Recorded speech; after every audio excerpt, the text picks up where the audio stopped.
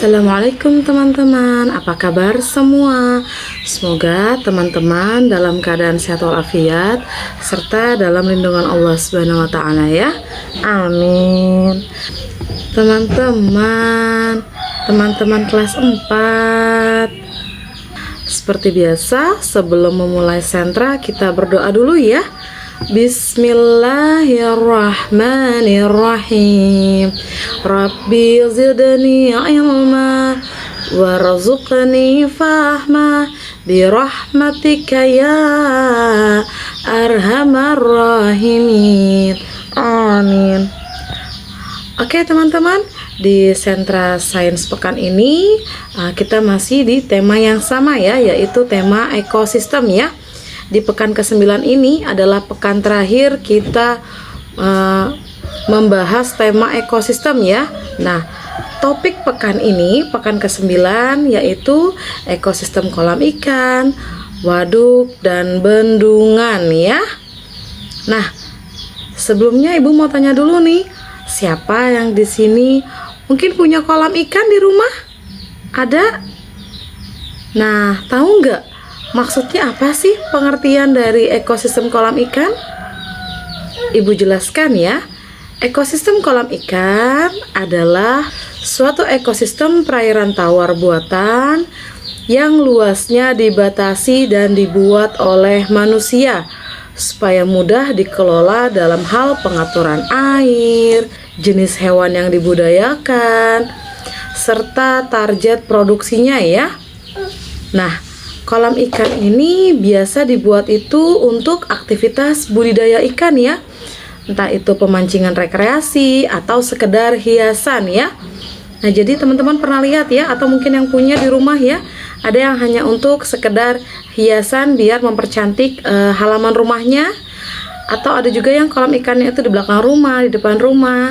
Kolam ikan ini juga ada yang sengaja dibuatnya itu hanya untuk hewan-hewan air atau ikan-ikan hias. Ada yang memang ikan-ikannya itu memang ikan-ikan yang dibudidayakannya untuk kita konsumsi ya, untuk kita makan ya.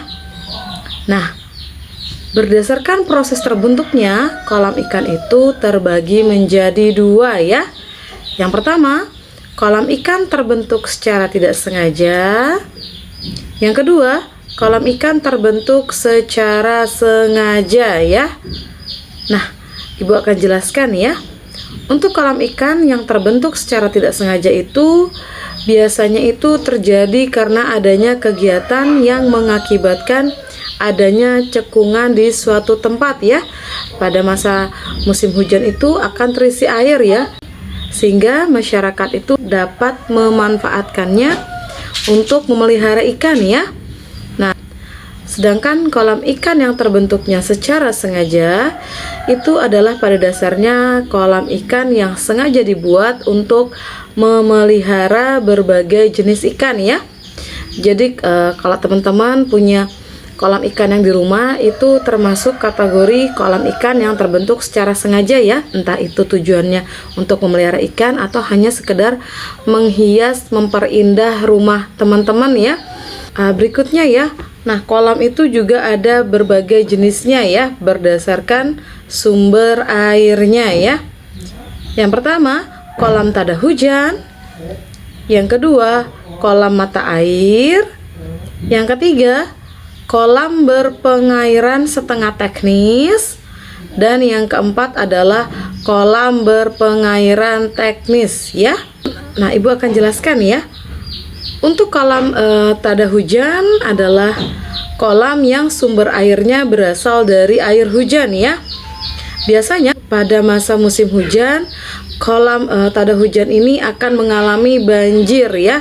Nah, sedangkan pada musim kemarau itu kolam akan mengalami kekeringan ya. Nah, yang kedua ya, yaitu kolam mata air, itu biasanya adalah kolam yang pada umumnya kualitas airnya itu sangat rendah ya, karena miskin dengan unsur hara ya, dan pH-nya rendah. Nah, untuk kolam berpengairan setengah teknis itu adalah kolam yang mendapatkan air masih berupa saluran tanah yang tersedia ya. Jika pada musim hujan, kolam ini tidak kebanjiran ya. Nah, tapi kalau musim kemarau akan menjadi kering ya. Karena airnya dimanfaatkan untuk pertanian ya, teman-teman ya. Jadi untuk mengairi sawah yang ada di sekitarnya ya, teman-teman ya. Nah, untuk kolam berikutnya adalah kolam berpengairan teknis ya. Nah, ini adalah kolam yang mendapatkan air yang cukup ya sepanjang tahun ya, karena sumber airnya itu berasal dari sistem irigasi ya.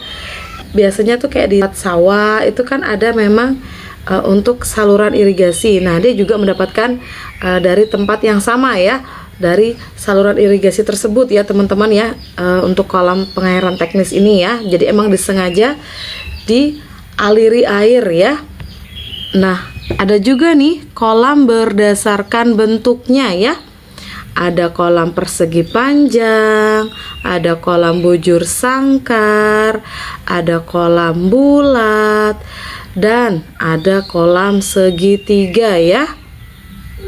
Nah, kolam itu juga ada berbagai macam jenis ya. Ada kolam berdasarkan fungsinya ya. Yang pertama, kolam pemeliharaan induk ya. Yang kedua, kolam pemijahan atau perkawinan. Yang ketiga, kolam penetasan. Yang keempat, kolam pendederan ya. Yang kelima, kolam pembesaran. Yang keenam, kolam pemeliharaan calon induk. Yang ketujuh, kolam penumbuhan pakan alami. Yang kedelapan, kolam pengendapan. Yang kesembilan, kolam penampungan hasil ya. Dan yang kesepuluh itu adalah kolam karantina ya. Nah, maksudnya apa sih Bu? Saya masih bingung. Oke, Ibu jelaskan ya.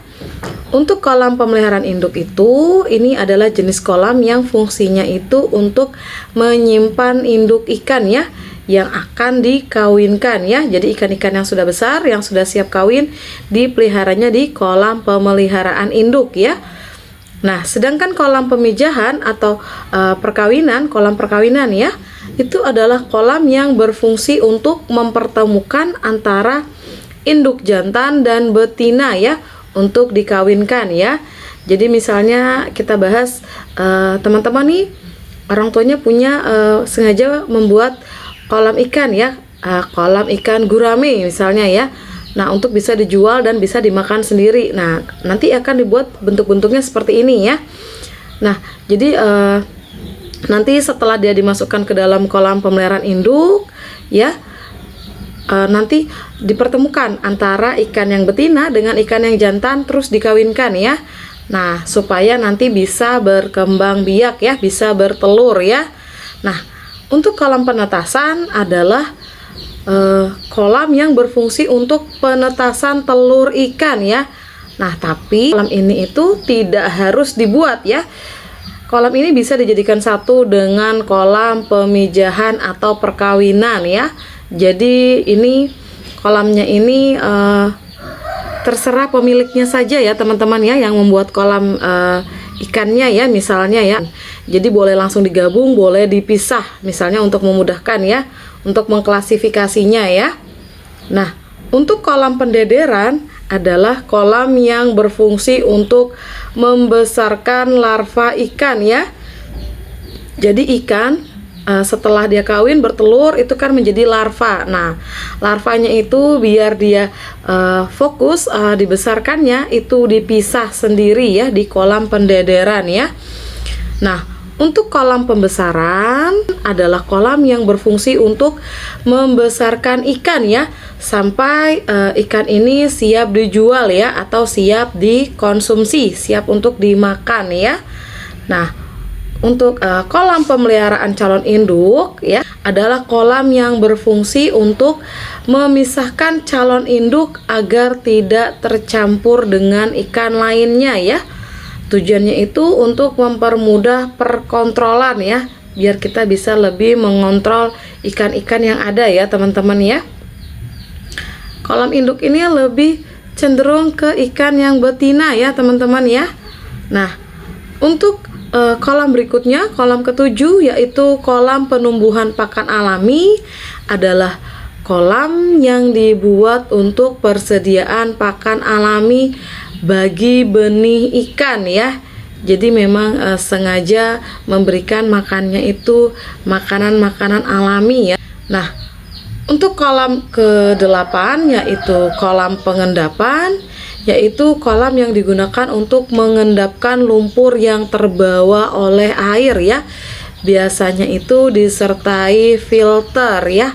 Jadi biasanya kalau kita punya kolam ikan itu lama-lama itu, apalagi yang pakai sistem perairannya itu irigasi, itu ada endapan lumpurnya ya.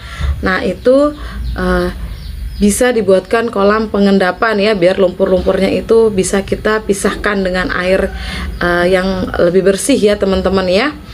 Nah, untuk kolam ke-9 yaitu kolam penampungan hasil, yaitu kolam yang berfungsi untuk menampung hasil benih ya, atau ikan yang sudah dipanen ya.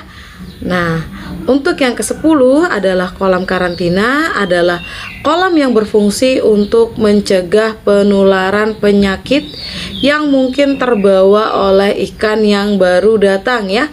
Jadi kalau misalnya kita punya tadi ya, orang tua kita misalnya punya usaha ikan, nah dia punya kolam ikan orang tua kita. Nah, kalau baru datang, baru beli lagi calon indukan, nah atau bibit-bibit ikan baru memulai usaha, biasanya itu dipisahkan ya dengan yang sudah kita pelihara sudah lama ya, supaya kita mau tahu dulu nih ikan yang baru dibeli itu apakah sehat atau ada sakitnya, biar tidak tertular ke ikan-ikan yang lainnya ya. Makanya ditaruh di kolam karantina ya.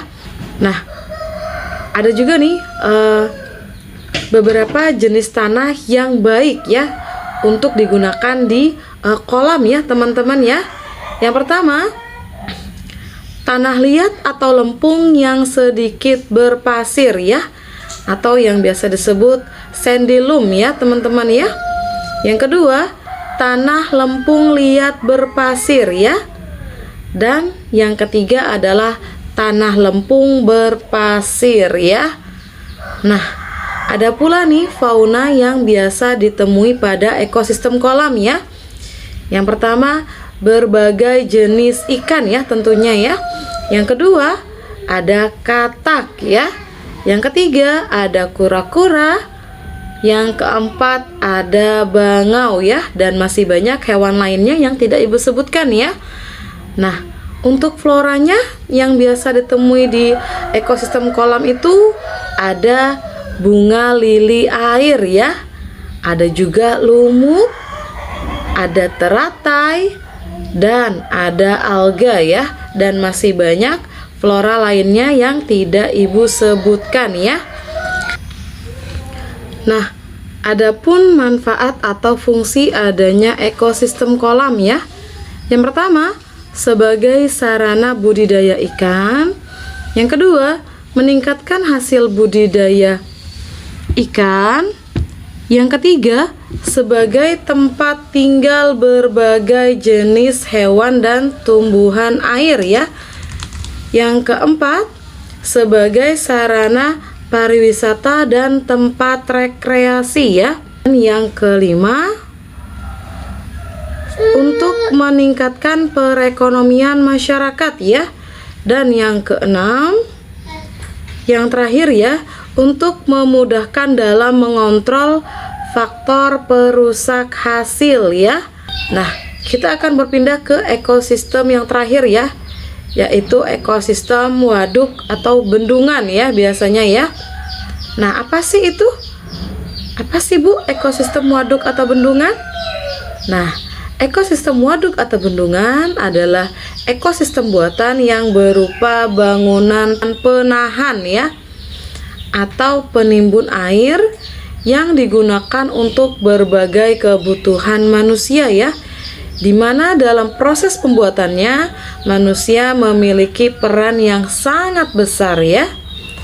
Nah, Adapun flora yang biasa ditemui pada ekosistem waduk atau bendungan ya, ada lumut dan makropita ya, dan masih banyak tumbuhan lainnya ya yang tidak ibu sebutkan ya, tapi tidak banyak variannya ya. Nah, untuk faunanya yang biasa ditemui pada ekosistem waduk atau bendungan itu ada ikan, ada capung, ada plankton, dan ada hewan lainnya ya yang tidak ibu sebutkan ya. Nah, untuk ekosistem waduk itu juga ada berbagai macam jenisnya ya.